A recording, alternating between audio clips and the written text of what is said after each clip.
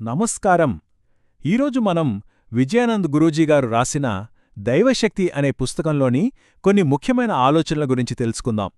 అసలు మన ఆరోగ్యం, మన శ్రేయస్సు వెనకొన్న శక్తి రహస్యాలేంటో అర్థం చేసుకునే ప్రయత్నం చేద్దాం రండి.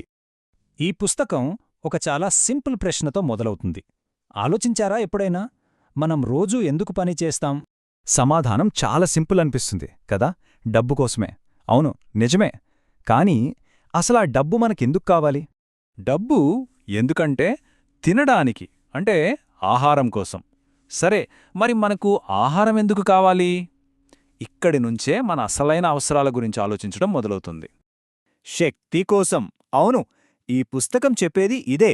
మనం చేసే ప్రతి పని అంతిమంగా తిరిగి తిరిగి వచ్చేది ఒకే ఒక్క దాని దగ్గరికి, అదే శక్తి. సరే, శక్తి అనగానే మనకు గుర్తొచ్చేది మనం తినే తిండి. కాని ఈ పుస్తకం ప్రకారం శక్తి అంటే అంతకు మించి చాలా ఉంది. అసలు ఆ జీవశక్తి ఏంటి?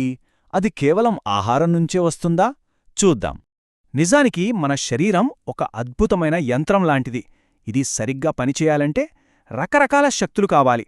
మనం చూడటానికి కాంతిశక్తి, వినడానికి ధ్వనిశక్తి, తిన్నది అరగాలంటే రసాయన శక్తి, శరీరం వెచ్చగా ఉండాలంటే ఉష్ణశక్తి, అంతేకాదు విద్యుచ్ఛక్తి, అయస్కాంత శక్తి, ఇలా చాలా ఉన్నాయి. సరే, ఆరోగ్యంగా ఉండాలంటే ఇన్ని రకాల శక్తులు సరైన బ్యాలెన్స్లో ఉండాలి. ఒకవేళ ఈ బ్యాలెన్స్ తప్పుతే, ఆ శక్తి తప్పుదారి పడితే ఏమవుతుంది? ఇక్కడే ఈ పుస్తకంలో ఒక ముఖ్యమైన పాయింట్ వస్తుంది. దాని ప్రకారం ఆరోగ్యమంటే శరీరంలో అన్ని శక్తులు సరైన మోతాదులో ఉండటమే. దీన్నే సమతుల్యత లేదా ఈక్విలిబ్రియం అంటారు. మరి అనారోగ్యమంటే చాలా సింపుల్, ఈ బ్యాలెన్స్ దెబ్బతినడమే. అయితే ఈ ఎనర్జీ ఇంబ్యాలెన్స్ కూడా రెండు రకాలుగా ఉంటుందట. కొన్నిసార్లు ఈ శక్తి అసమతుల్యత కొద్ది కాలమే ఉంటుంది.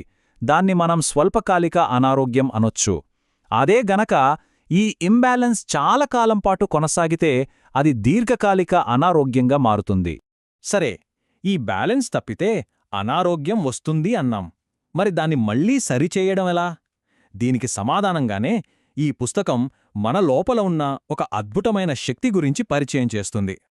ఆ శక్తే కుండలినీ శక్తి. మన ఆరోగ్యాన్ని, శ్రేయస్సును కాపాడుకోవడానికి మనం పెంపొందించుకోగల అసలైన దైవశక్తి ఇదేనని ఈ గ్రంథం చెప్తోంది. ఇది మనలోనే ఉన్న ఒక అంతర్గత పవర్ హౌస్ లాంటిదన్నమాట. ఓకే, బాగుంది. మరి ఈ కుండలినీ శక్తిని పెంచుకోవడం ఎలా? దీనికి ఏమైనా ప్రాక్టికల్ పద్ధతులున్నాయా? ఉన్నాయి. ఈ పుస్తకం మనకు 4 మార్గాలను చూపిస్తుంది. వాటి గురించిప్పుడు తెలుసుకుందామా? ఆ 4 మార్గాలు ఏంటంటే, మొదటిది ఆహారం. ఇది పృథ్వీతత్వానికి సంబంధించింది. రెండవది సూర్యనమస్కారం. ఇది అగ్నితత్వం. మూడవది శ్వాస. ఇది వాయుతత్వం. ఇక నాలుగవది ధ్యానం.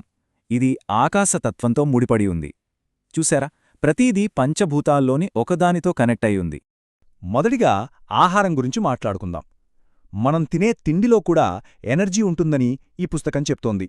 దాన్ని 3 రకాలుగా విభజించారు. సాత్విక ఆహారం అంటే పండ్లు, కూరగాయలు లాంటివి. ఇవి మనలో పవిత్రతను పెంచుతాయి. తర్వాత రాజసిక ఆహారం అంటే ఉల్లిపాయలు, వెల్లుల్లి లాంటివి. ఇవి చురుకుదనాన్ని పెంచుతాయి. ఇక మూడవది తామసిక ఆహారం అంటే మాంసం, మత్తు పదార్థాలు లాంటివి. ఇవి మందకొడితనాన్ని పెంచుతాయి. సో మరి మనం ఏది తినాలి? ఈ పుస్తకం చాలా స్పష్టంగా చెప్తోంది. సానుకూల శక్తిని పెంచుకోవాలంటే సాత్విక ఆహారం తీసుకోవాలని. అంటే పండ్లు, కూరగాయలు, మొలకలు ఇలాంటి సహజమైన పచ్చి ఆహారంపై ఎక్కువ దృష్టి పెట్టాలి. ఓకే, ఆహారం గురించి తెలిసింది. ఇక రెండవ మార్గం చూద్దాం. ఇది అగ్నితత్వానికి సంబంధించింది. అంటే సూర్యుడు. ఇది చాలా ఆసక్తికరంగా ఉంటుంది. రోజులో సూర్యుడి యాంగిల్ మారుతున్న కొద్దీ ఆయన నుంచి 12 రకాల ఎనర్జీ ఫ్రీక్వెన్సీలు విడుదలవుతాయట. వాటిని మనం ఉపయోగించుకోవాలి. మరి ఆ 12 రకాల సౌరశక్తులను మన శరీరం ఎలా గ్రహిస్తుంది? దానికోసమే మనకు సూర్యనమస్కారాలు ఉన్నాయి. సూర్యనమస్కారంలో 12 ఆసనాలుంటాయి కదా. ఆ 12 ఆసనాలు ఆ 12 రకాల సోలార్ ఎనర్జీలను గ్రహించడానికి మన శరీరానికి సహాయపడతాయన్నమాట.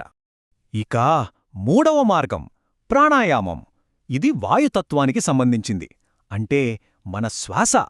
ప్రాణాయామం ద్వారా మన శ్వాసను నియంత్రిస్తూ మనలో ఉన్న జీవశక్తిని, అంటే ప్రాణాన్ని శరీరంలో మనకు కావలసిన భాగాలకు పంపించగలం. ఇక చివరిగా 4వ మార్గం. ఇది ఆకాశతత్వంతో కనెక్ట్ అయి ఉంటుంది. అదే ధ్యానం. ధ్యానం యొక్క ముఖ్య ఉద్దేశమేంటంటే నిరంతరం ఆలోచనలతో అటు ఇటు పరిగెత్తే మన మనసును శాంతపరచడం. దీని రచయిత చాలా అద్భుతంగా చెప్పారు. ధ్యానమంటే మనసు యొక్క 100 హెర్ట్జ్ ఫ్లక్చువేషన్స్ నుంచి విశ్వం యొక్క 0 హెర్ట్జ్ ఫ్రీక్వెన్సీకి ట్యూన్ అవ్వడం. అంటే మనస్సులో ఉన్న గందరగోళాన్ని తగ్గించి దాన్ని విశ్వశక్తితో ఒకటిగా కలపడం. అచ్చం మనం రేడియోను సరైన స్టేషన్కు ట్యూన్ చేసినట్టు. సరే, ఆహారం, సూర్యనమస్కారం, శ్వాస, ధ్యానం ఈ 4 మార్గాల గురించి తెలుసుకున్నాం. మరి వీటన్నిటినుంచి మనం నేర్చుకోవాల్సిన అసలైన విషయమేంటి?